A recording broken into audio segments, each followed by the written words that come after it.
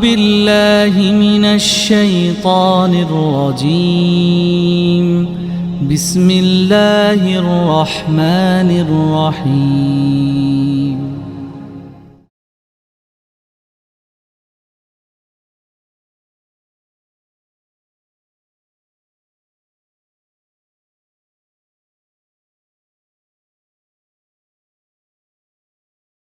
Bismillahirrahmanirrahim. Hamdan wa syukran lillah, syadu la ilaha illallah wahdahu la syarikalah, syadu anna Muhammadan abdu wa rasuluh, amma ba'du. Ustaz Yusuf Burhanuddin hatur nuhun parantos rurumpaheun ka Majelis Madani, juga cempet yang setia menemani dan memberikan berkah bagi majelis ini. Masya Allah, kehadiran sahabat semua di tempat ini sebagai sabilillah, sebagai seorang yang berjuang di jalan Allah.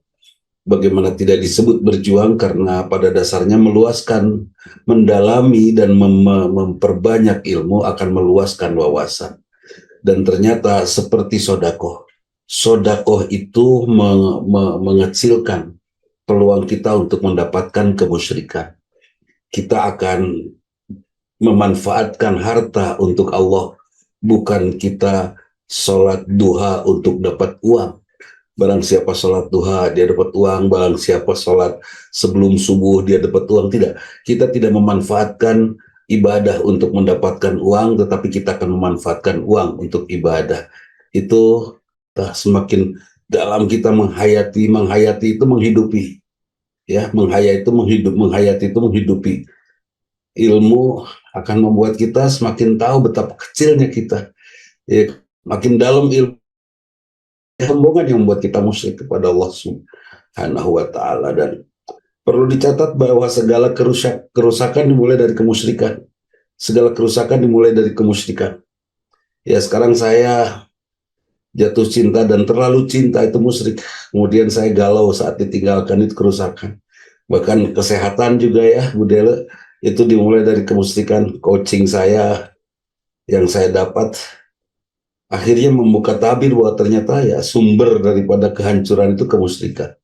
Pantas kalau Allah menyatakan musyrik itu dosa besar. Bahkan Rasulullah saat kalau melihat surat Abasa, saat datang tunanetra menghampiri Rasul, dan Rasul sedang menghadapi orang-orang besar dari kaum Quraisy, Rasulullah mengabaikan si tunanetra itu sampai ditegur oleh Allah. Saat itu Rasulullah sedang memuliakan dunia, ya kan? Tidak memuliakan hamba Allah, dan saat itu langsung ditegur oleh Allah Subhanahu wa Ta'ala. Saya pikir kita juga kalau memahami Al-Quran, maka kita akan selalu merasa ditegur, dan setiap saat kita ditegur oleh Al-Quran saat kita berbuat salah seperti itu. Jadi waspadai ya kemusyrikan pada diri kita, karena ini sumber daripada segala macam penyakit.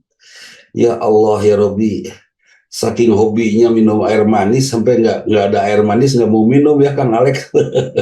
Saya dengan Kang Alex ini kemarin rada-rada berpendapat. Saya kan namanya Dudi Abdullah, Kang Alex Abdul Holik. Cik, mana yang lebih bagus, nama Abdul Holik atau Abdullah? Kata saya ya Abdullah lah. Nggak ada orang nyebut si Allah pasti si Abdul, kan gitu. Mun Abdul Holik pasti si Holik. Ngeledek Allah itu. Makanya saya alhamdulillah bersyukur. Nah, abdi geda si Abdul, cerdas kata Kang Alex. Masalah Kang Alex juara. Nah ini ada kondisi hati-hati dengan kemusyrikan.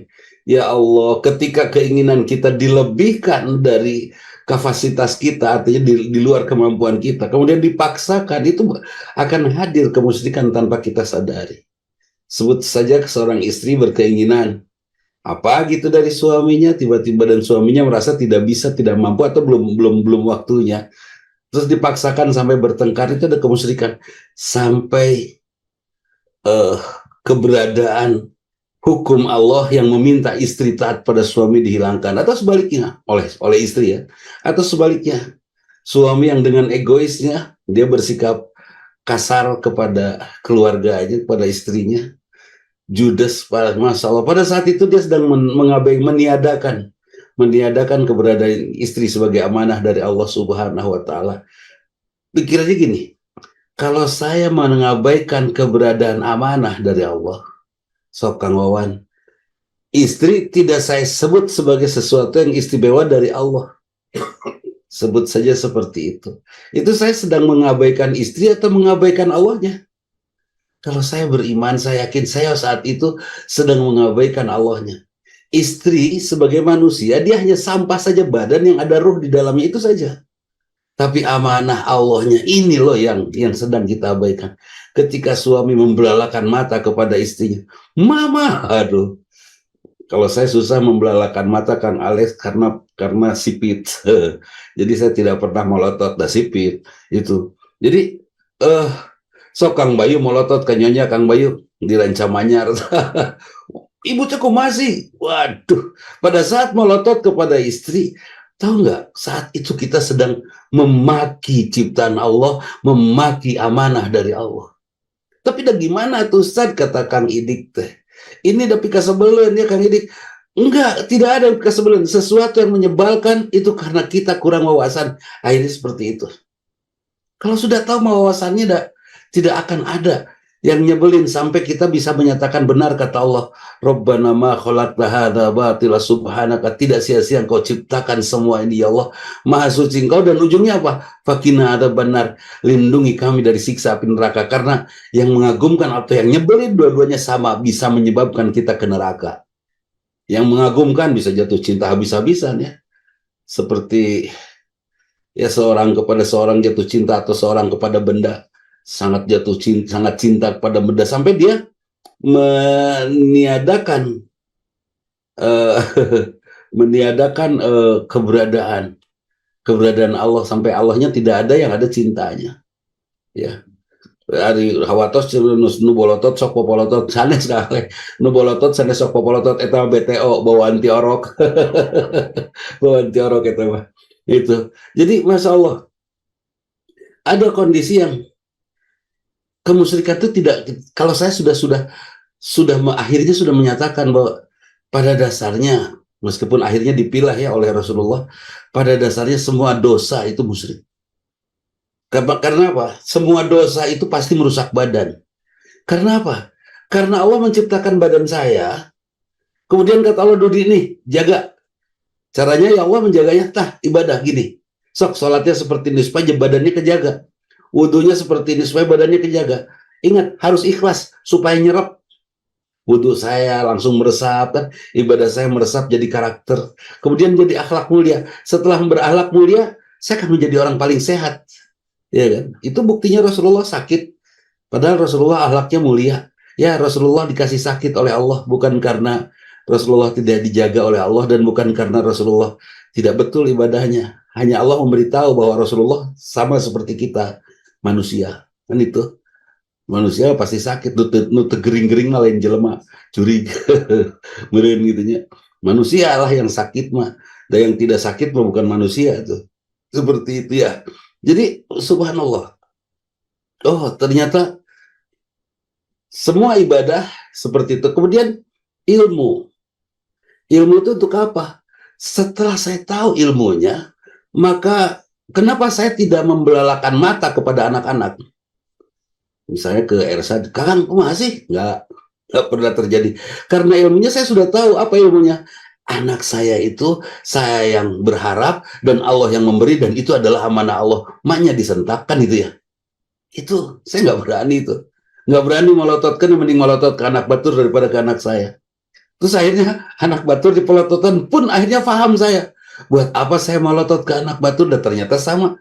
Anak orang lain juga adalah utusan Allah untuk saya bersikap bijak kepada, ya, untuk saya membangun sikap bijak dari sikap dia.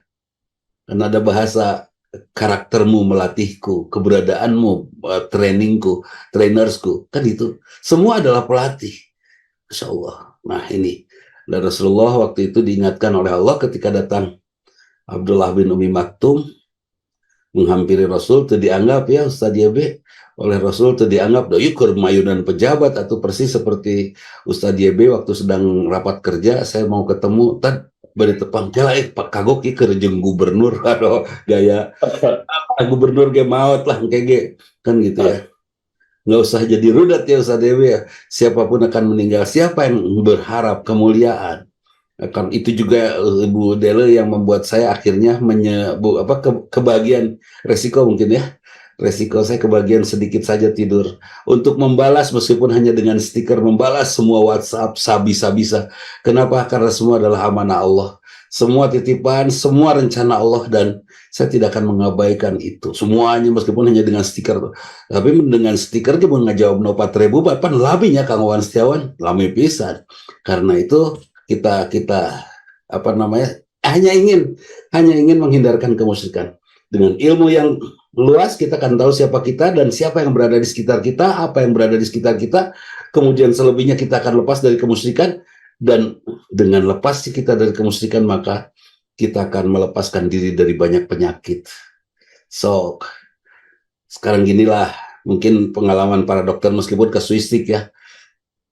Siapa sih orang yang keserang penyakit darah tinggi? Itu aja. Oh, turunan bisa. Kasuistiknya ya Kang Alek ya. Yang keserang darah tinggi mereka yang pemarah. Mereka yang gampang protes. Mereka yang hatinya tidak tenang. Mereka yang melihat istri orang lebih cantik dari istrinya. Yang Kang Bayu tak kade bisi darah tinggi. Langsung nuduh ke Kang Bayu. Nah, itu. Jadi mereka yang protes terhadap keadaan dirinya, mereka yang tidak beriman kepada takdir baik, takdir buruk dari Allah. Itu gampang sekali keserang darah tinggi. Kemudian stroke, meskipun tidak semua ya kasuistik, tapi umumnya seperti itu, sama penyakitnya. Penyakit kemusyrikan. Penyakit di mana dia tidak beriman pada takdir baik, takdir buruk.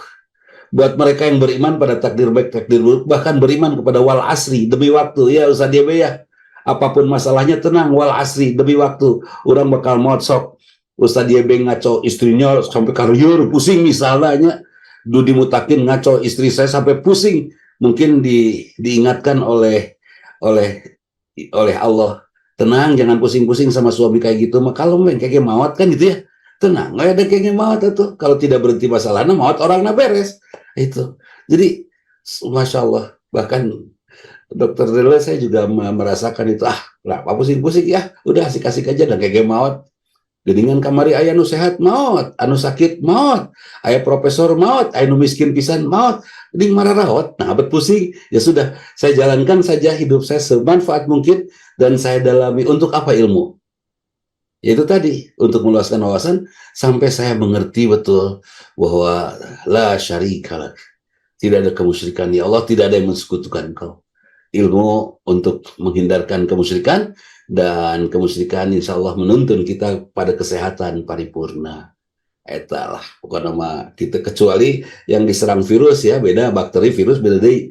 Dan mungkin bakteri virus juga akan menyerang orang-orang yang lemah imunnya.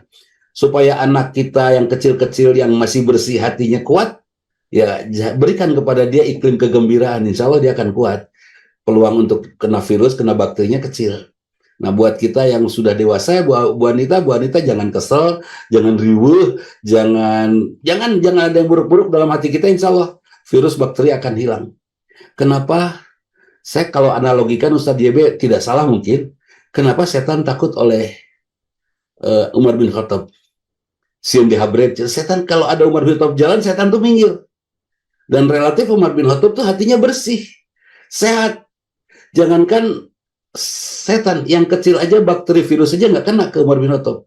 Saya sebut saja setan itu virus misalnya, itu mental, itu nggak akan kena itu, ya kan? Kita nggak akan terserang oleh hal-hal yang tidak perlu dalam kehidupan kita. Pokoknya mah, apalagi usia kita Kang Alex, kita teh seumur ya Kang Alexnya.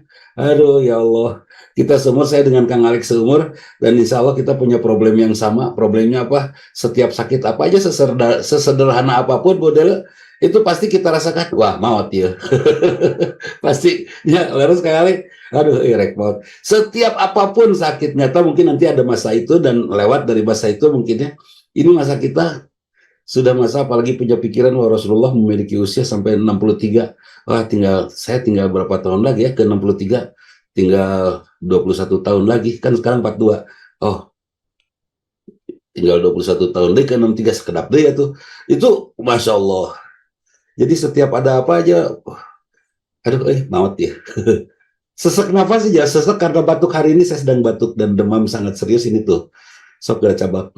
Itu Saya dengan sangat serius, saya gak punya pikiran Ustaz Diebe baca mintennya Ustaz Diebe kamari ke Garut ka Cianjur ya tusuk jarum sareng Ustaz Georgi, Masya Allah. Iya betul, Ustaz. Di Cianjurnya tusuk jarumnya itu Ya. Ustaz Diebe mungkin belum merasakan, saya sudah merasakan. Waduh, maut ya. Jadi setiap hari itu Kang Alex, saya selalu mengucapkan la ilaha illallah terus. Aduh, la ilaha illallah sugan maut dalam la ilaha illallah gitu ya terus. Lagi kemarin tadi di mobil rada nggak enak badan, udah demam, udah terpararugu, kaki udah ngaroroncot. La ilaha illallah, terus la ilaha illallah. Saya berharap, tapi cenah kalau masih gampang nyebut la ilaha illallah masih jauh dari kematian. Oh, tuh gitu nya itu mah cenah itu mah. Tapi mudah-mudahan kita semua mudah ya. Bu Emas, Bu Tati, Bu Tati mana? Bu Tati Bandung ya. Bu Dadi Iskandar, Pak Dadi, Pak Aos, semuanya. Mudah-mudahan Allah menyertai kita. Mangga Ustaz. Luar biasa Ustaz, bab ilmu. Kalau kita tidak buat ilmu itu untuk mendekatkan diri kita kepada rasa kagum kita kepada Allah, la yajdad illa bu'da ya. Kita tidak akan mendapatkan apapun dari ilmu itu kecuali kita semakin menjauh. Bahkan Allah anugerahkan ilmu itu untuk kita agar kita memberi manfaat kepada orang banyak, karena mukmin yang baik adalah mukmin yang yanfa'u bin nas, kemudian yang paling bermanfaat. Kemudian dari manfaat, Masya Allah, nanti kita akan bertemu dengan banyak sekali perhatian dan perasaan merendah kita di hadapan Allah.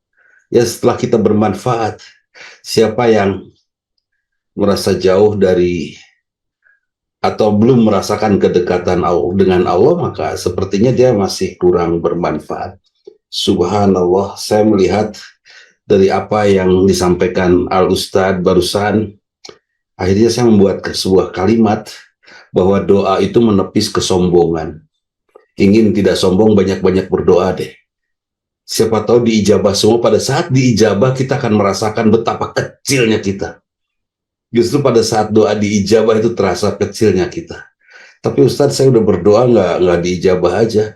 Dalam bahasa kami ada doa yang cespleng langsung diijabah. Dudi Mutakin nggak doa langsung diijabah misalnya begitu. Sama dengan datang pengamen ya. Datang pengamen, setelah pengamen datang nggak enakan nyanyinya, udah saya kasih aja langsung diusir. Itu namanya doanya nggak asik. Sayanya nggak enakan buat Allah, langsung dikasih aja. Nggak nimbang-nimbang lagi, nggak mikir-mikir oke mau baik mau buruk, udahlah nih udah kasih aja gitu kan. Ada juga yang jadi rezekinya lebih tinggi Ustaz doa. Nah, jadi agar jadi pendoa yang senantiasa setia gitu. Itu rezeki yang luar biasa. Meskipun belum diijabah ya Ustaz ya. Iya, agar Ustaz jadi pendoa gitu loh nantinya, tercatat sebagai orang yang terus berdoa. Itu sepakat.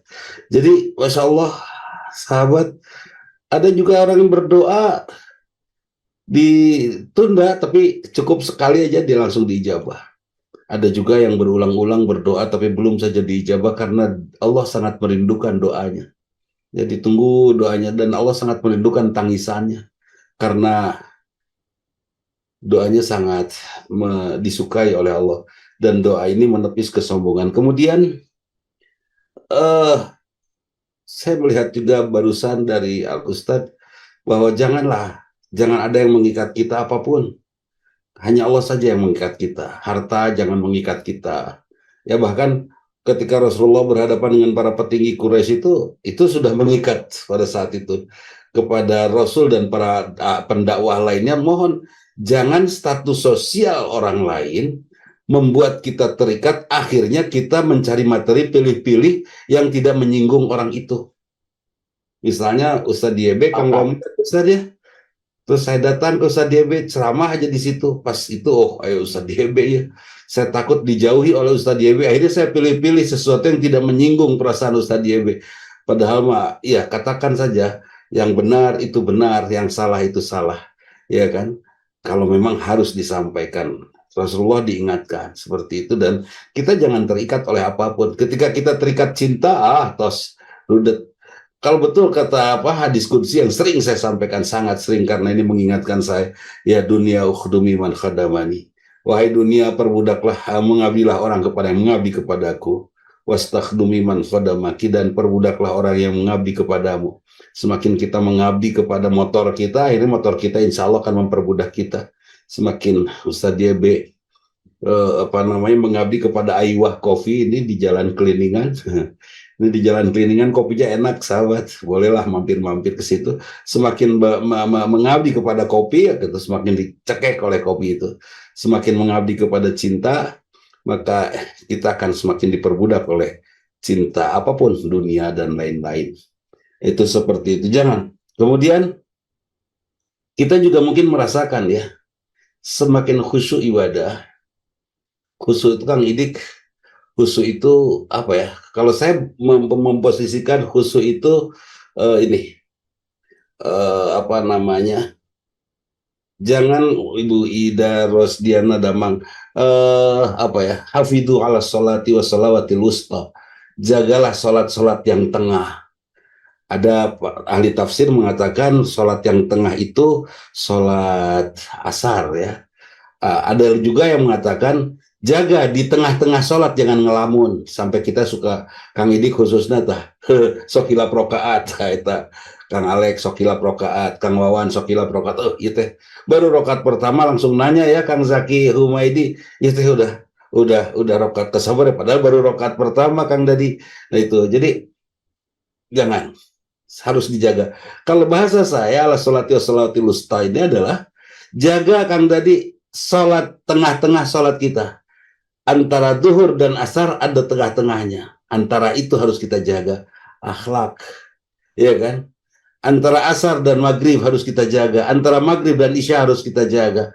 Antara isya dan tahajud harus kita jaga. Antara tahajud dan subuh harus kita jaga. Antara subuh dan duhur, di antara sholat itu harus kita jaga.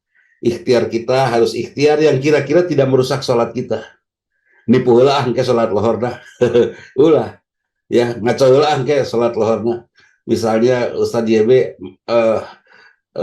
maksiatilah ya, misalnya saya, Bu Anita, Ustadz Hashim, maksiatilah nanti sholat asar, kan itu ya, nggak bisa. Bahkan wailul lil musallin alladzina hum an sholatihim sahun, ini juga sering saya sampaikan ya, celaka untuk orang-orang yang lalai dari sholatnya, di dalam sholat dia seperti itu, dia tidak sadar sesudah sholat seperti apa. Khusyuk menurut saya itu sadar bahwa kita akan sholat, bahkan berwudunya pun sangat hati-hati. Kenapa? Karena ingin diterima oleh Allah. Kang Dani, Dani Boni, ingin diterima oleh Allah. Ya, saya cuci tangan ya Allah, bersihkan dosa tangan saya ini ya Allah. Saya cuci wajah, membasuh wajah. Saya ingin wajah ya Allah, keangkuhan ini buang jauh-jauh. Oh nyata nu kasep nih yang merasa keangkuhan. Ada yang tidak kasep juga merasa angkuh. Ketika mencuci wajah dia angkuh dengan kemerendahan, ya Allah. Nah banget kia-kia itu sombong sekali. Dia menghina ciptaan Allah. Ya, wajah yang seperti itu sudah Allah pasangkan dengan selera yang suka itu. Kan gitu ya. Tidak ada wajah yang tidak ada yang tidak diselerai oleh orang lain, pasti diselerai oleh Allah. Pasti ada pasangannya. Hanya mungkin belum ketemu aja. Ya, jadi nggak ada istilah jelek, itu nggak ada. Jelek itu hanya penilaian tren seseorang. Tempo hari ya, ada orang yang punya tren hitam, nu hidung garis kan, nu karasep teh. Ada tren putih, nu bodas, tren beureum, wah eta wajah bareureum kan, siga tapak ngagaplok. Itu tren yang membuat cantik tuh tren. Nah jadi ya Allah, khusyuk dijaga tengah-tengah antara sholat kita itu. Jadi sebelum sholat kita berwudu-wudunya betul-betul dijaga, telinga kita bersihkan ya Allah, terlalu banyak ini dosa-dosa saya. Bahkan saya rada kesel ini katanya ya, mendengar kabar bahwa ada salah satu calon memilih wapresnya, cawapresnya yang tidak sesuai dengan saya inginkan. Ya Allah, langsung kesal, padahal ada apa di balik itu? Allah sedang memilihkan untuk kita yang terbaik tentunya. Gara-gara mendengar jadi kesel. Bahkan ketika saya mendengar berita tentang Kang Dani Suwardani aja, wah beritanya Kang Dani begini, misalnya Kang Dani ya, saya tidak langsung mendengar dan saya tidak akan jadikan pendengar itu sebagai sebuah cerita buruk. Tapi pendengaran itu harus membuat saya berdoa, kan itu. Ya kan, saya mendengar Ustadz Yusuf kia. Ya Allah, kalau benar ampuni dia, kalau salah maafkan mereka yang membicarakan, beres. Dan muliakan Ustadz Yusuf, beres.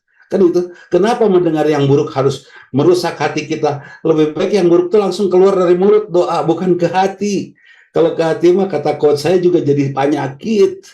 Itu, ya betul itu. Buat apa? Ada orang berbicara buruk, ya Bu Siti Hermina. Biarkan keburukan orang menjadi doa-doa yang terkumpul dalam kumpulan hasanah doa-doa kita. Itu kita telinga kita bersihkan, mulut kita kumur-kumur, ya Allah. Terlalu banyak nikmat sudah yang aku nikmati dengan mulut ini, dan ternyata seenak apapun mulut hanya sebatas di gerbang ini, gerbang kerongkongan, sisanya ke sana nggak kerasa lagi. Iya kan? Udah hanya ngagayem, hanya hiburan mulut aja. Selebihnya toh Bu Fida, pernah Bu Fida merasakan rujak sampai perut kecuali nyeri beuteung ngapan? Tetep kecuali mules rada teuing itu. Jadi Masya Allah, nuhun ya Allah. Ya Umi Falaya sok di Mekah, Umi Falata sebagai pembimbing umroh haji menikmati kabuli. Dan tetap aja ya kabuli teh hanya di sini. Non bedana kabuli jeung sangu goreng. Kan itu. Non bedana kabuli jeung lotek hanya di sini semuanya.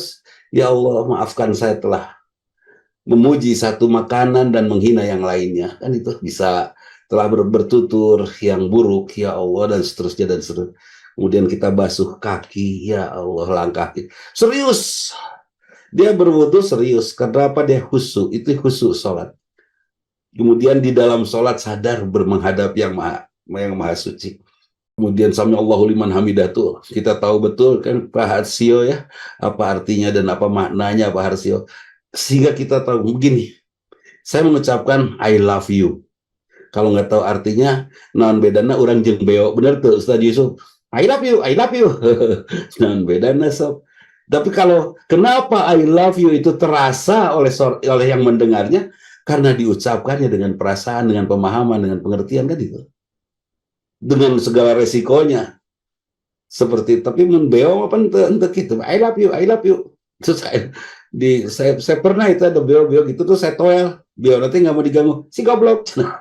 Engkau I love you tapi si goblok. Kumaha beonya malum beo tuh. Semuanya juga tidak dengan hatinya. I love you, toel si goblok. Saya jadi seneng mainin si beo itu. Nah itu. Nah jadi khusyuk di dalam sholat, terasa bacaannya. Sesudah sholat ini, sebelum sholat dan sesudah sholat adalah sholawat ya sholatil wusta, adalah tengah-tengah sholat. Antara, karena celaka orang-orang yang sholat, yang dari sholatnya dia tidak menghasilkan akhlak, dan dari sholatnya dia tidak ada sesuatu yang, apa namanya, yang membentuk dirinya. Pahami sahabat semua, makin khusyuk kita akan makin kagum kepada Allah. Sok Bu Ema kepada akang tercinta makin khusyuk kita menerima nafkahnya Bu Ema, menerima nafkahnya, kemudian kita juga menerima semua tutur katanya dari suami, kita makin kagum sama dia. Pasti itu. Beda dengan istri yang menerima nafkah dari suaminya bari ngaleos. Mah, iya nafkah. Nah, nuhun, udah pergi aja. Beda itu. Dengan menerima meskipun nggak dramatis di hadapannya, terima, pegang, tatap dan doakan. Sok wanita lain itu hasilnya. Seperti juga pada saat para bapak ini makan, ketika para bapak ini makan, kemudian nikmati ini masakan dia. Dia siapa? GoFood. Oh bila dia masak harus masak supaya ternikmati. Meskipun GoFood ya Kang Zaki, tetap aja Kang Zaki ya meskipun GoFood, ya Allah istri saya kok jagoan milihnya gitu kan. Kagumi. Insya Allah itu akan makin itu khusyuk. Bahkan saya punya teman sekarang sudah pulang ke hariban Allah. Rabbul Izzati, Kang Kuswandi, sudah pulang kepada Allah. Setiap dia berbuat di luar, apa coba Kang Idik? Dia hati-hati pisan. Kunaonnya ada wanita cantik aja dia langsung tunduk. Dan memang hasilnya husnul khotimah, sepertinya dia bakal dapat bidadari di sana. Husnul khotimahnya apa? Dia meninggal saat dia masuk masjid, akan sebelum tahiyatul masjid duduk nyender bruk gue. Itu di rumah Allah dia meninggal. Kenapa? Setiap saya bilang Woi, tong syuting ini bahasa saya. Tong syuting itu anu gelis ya tingali we da anugerah ya gitu kan Asep Joli ya. Anu gelis mah teu da anugerah itu. Ternyata dia bahasanya luar biasa. Kasihan istri saya. Dia sudah memberi saya makan yang membuat mata saya bisa jelas melihat, tenaga saya bisa membuat saya ajak berdiri, dan saya bisa melangkah. Saya tidak mau apa yang sudah diberikan oleh istri saya kepada saya tidak menjadi pahala untuk dia. Jero tahu Ustaz Yusuf? Jero banget. Allahu Akbar. Jeronya. Hari orang kan kadang-kadang udah dikasih makan sama istri teh lempeng, boy. Maksiat. Itu baru istri, apalagi Allah. Disadari Allah yang memberinya.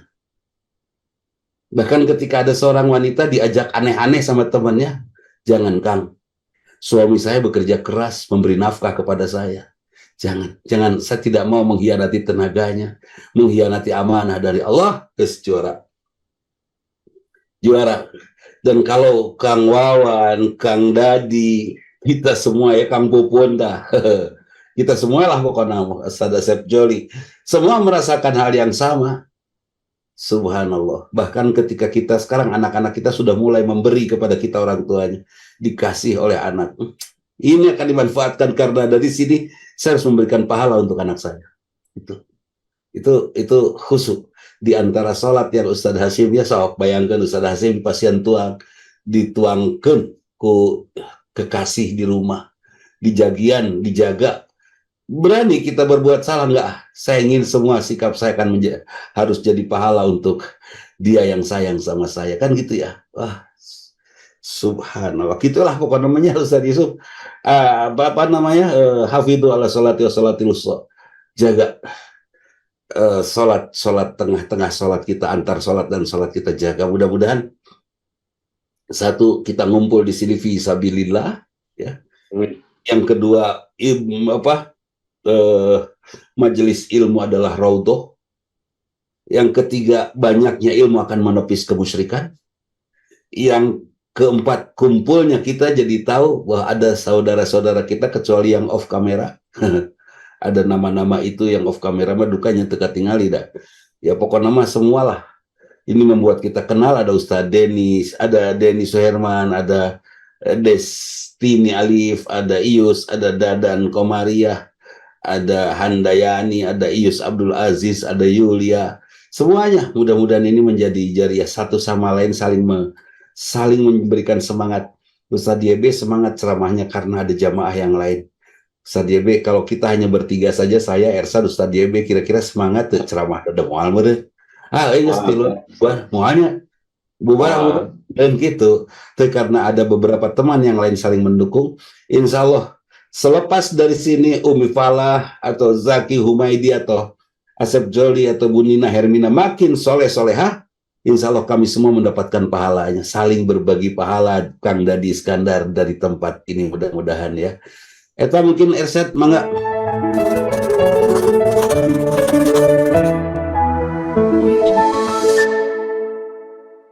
أعوذ بالله من الشيطان الرجيم بسم الله الرحمن الرحيم